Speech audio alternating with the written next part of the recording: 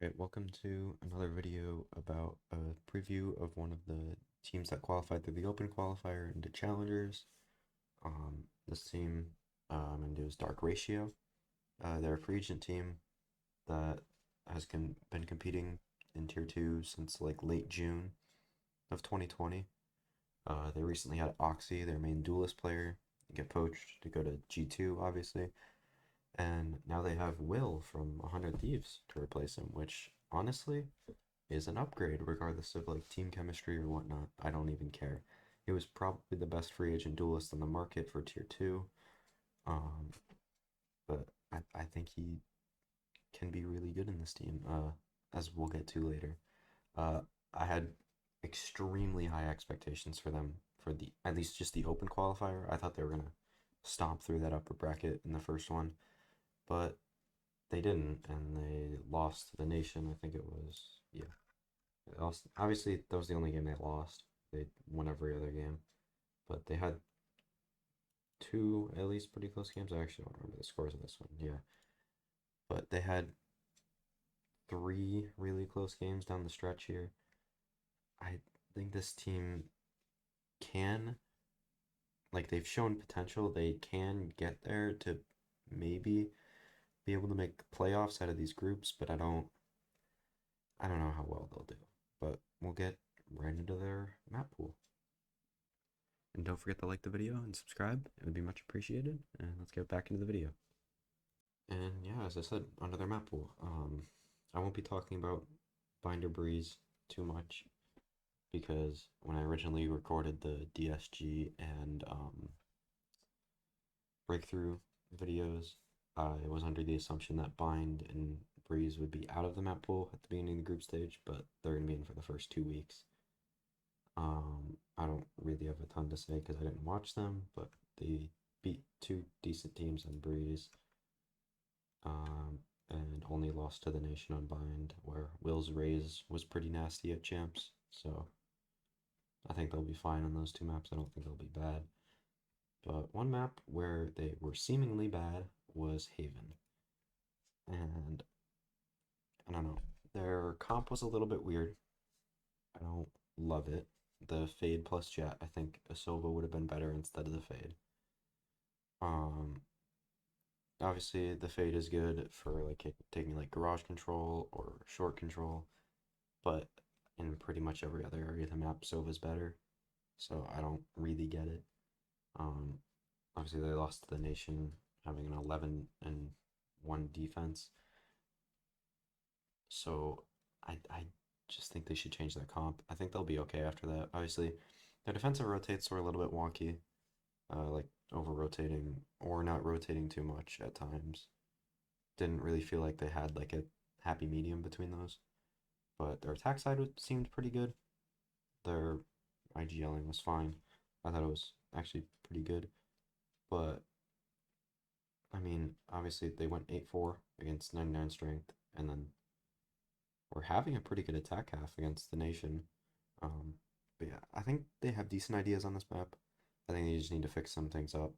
I think another thing that they could do is switching Will to Raze. Even, I mean, Cypher, because they were getting worked on all the time. I think they could swap out one agent, and I think they'd be fine. But, yeah, I think a 33% win rate's kind of bad. If they keep their comp, that'll be a weakness for them. If they change it, I think they can do pretty well. A lot better than this 33% win rate. I know a much better map for them, Ascent. They lost to Nation, which, I mean, that game was ultra troll. I literally put in my notes for that game, like, what the actual fuck are you doing? They, like, I don't get it. They did one split on the attack half, it worked, and then they just never did anything similar to that at all. So I think their defensive side was fairly good. I mean, it didn't seem terrible, but obviously 3-5 isn't great either.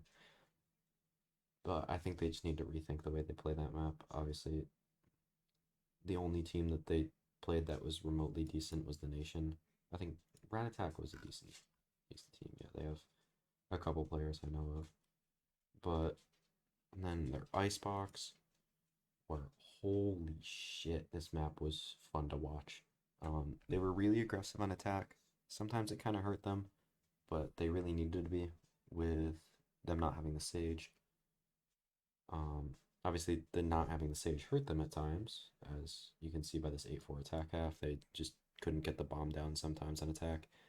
But on defense, counter to what you would generally think about Sage, like, oh yeah, Sage is the defensive sided agent, not an Icebox, really.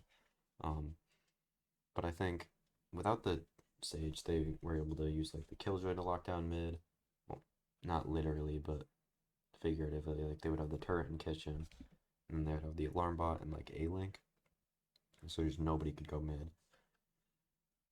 And then they were setting Will up for so many fights on A with the KO flashes, and I think their defense was amazing. I mean, I don't know how you really improve the attack, but don't make the defense worse. Like I think you could maybe like put Drone on Sage or something, and then Will onto the KO, which I think he can play. So 100 Thieves somehow finds all these players that are duelist players that I think can play flex. But yeah, I think overall this map's pretty good for them. I don't love their attack half, but I mean, did okay against some other teams. But now into their fracture. Um, I like their comp. Um, I think they could maybe play like a different comp based on who they're playing against. Like obviously they played the Cypher against Division Zero, who was playing the Neon, and then the other three teams played Raze and they played Killjoy, and that's a thing that we've seen from other teams too. So I don't think it's impossible. I just oh my god, I just realized these agents are in alphabetical order. Okay, whatever. Um, can't believe I just noticed that.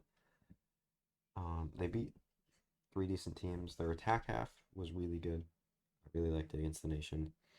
Their defense side, I actually don't think it was too bad. Um, they had some like trap plays with their Killjoy alarm bots in arcade. Usually like with like a KO flash up in tower after somebody breaks it. Um, Zexro on the Killjoy was really good on this map.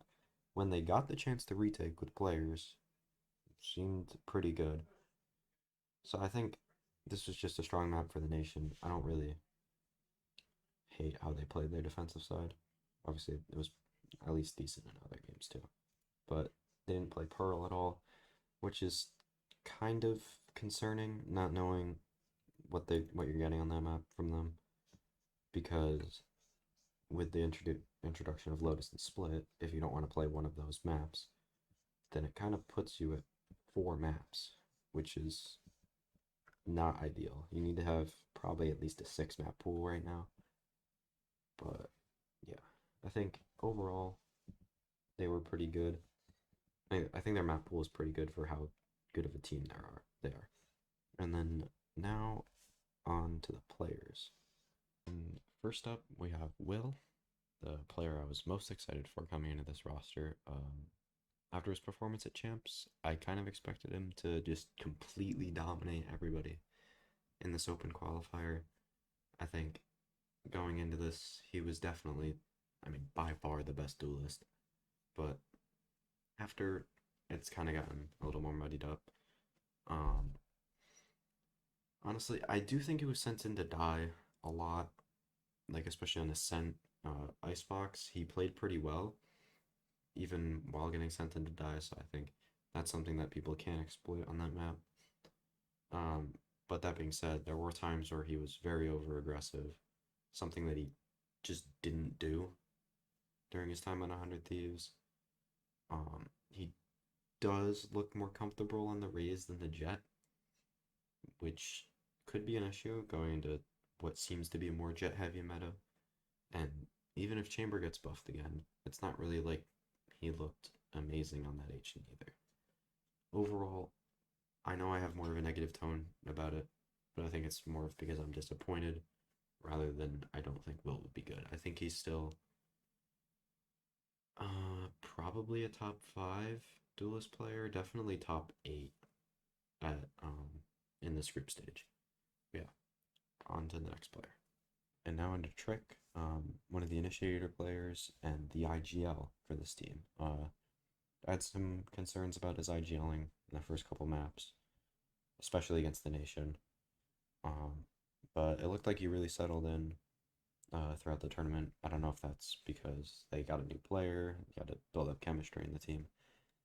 That could obviously be a reason, but regardless, I think especially when he's playing the KO on Fracture, he was supporting his teammates very well, even like selling fakes with like flashes and whatnot. I don't know, like just completely on his own. Uh, Obviously not fragging a ton, but uh, watching him, especially playing like the Breach and the KO, reminded me a lot of Death last year on XSET. Obviously, maybe a little bit worse, but overall, he did look like probably the second best IGL in the open qualifier behind Steel.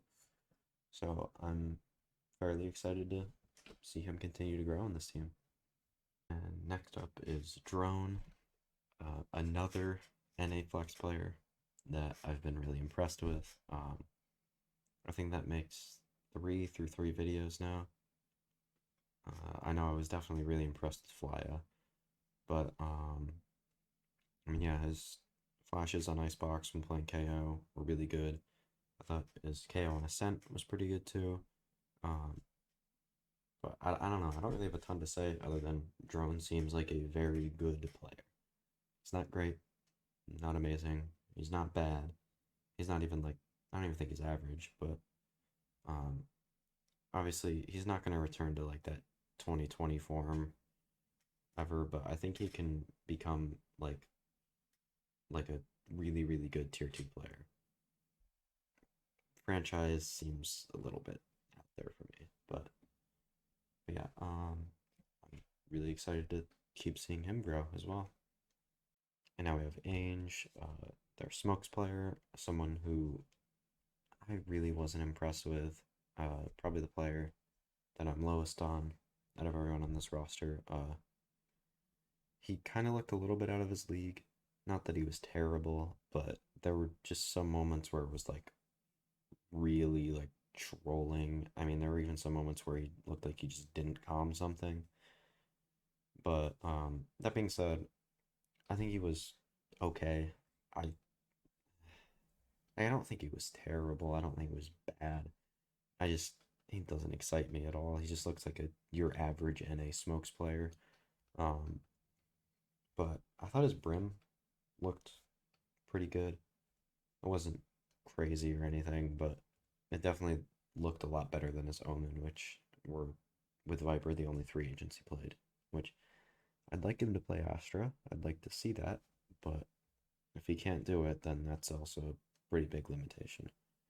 All right, and now finally into Zexro, who played awesome. I mean, he seems like a really good Sentinel player. I think, honestly, I'm generally a little bit lower on him than, say, like people on Twitter or people on Reddit or people on VLR. At least from what I've seen, I don't know what the general public's opinion is on him. But, I mean, he's made a very good transition to Killjoy from playing pretty much all chamber before this. He's an extremely talented aimer, which leads to a lot of people overrating him. It's just kind of how it works. But that being said, it also leads to him having a ton of potential in this role. One of my only concerns with him is like not playing the Cypher as much, but he's shown that he can do it. He did it like I think it was one time on Fracture where he played it to counter a Neon, but I think that most of the Killjoy play is just because that team really likes playing Killjoy. Obviously, he played Cypher on Breeze. As I said earlier, I don't need a ton into the Breeze and Bind picks right now, but whatever. He played Brim on Bind, as you can see there. Um, but yeah, I mean, Zexor has a ton of potential. I think he could be one of the better Sentinel players in Ascension by the end of the year. but we'll see. I mean, he could develop, he could stay the same, he could get worse. I just don't know with him. And that's gonna be it for the video. Overall, I think this team can probably win a few games in the groups, but I don't really see them winning too much without like major improvements to multiple maps and probably improvements on multiple players' play. But yeah. Um, Next video is probably gonna be Oxygen. I gotta do the VOD reviews for that, probably write the script, and I'll probably record it tomorrow, or the day of you watching this video, and then it'll be out the next day. I'm probably gonna do these all 6 days in a row, and then I might do power rankings after, or we'll see. But yeah, that's it for the video. Peace.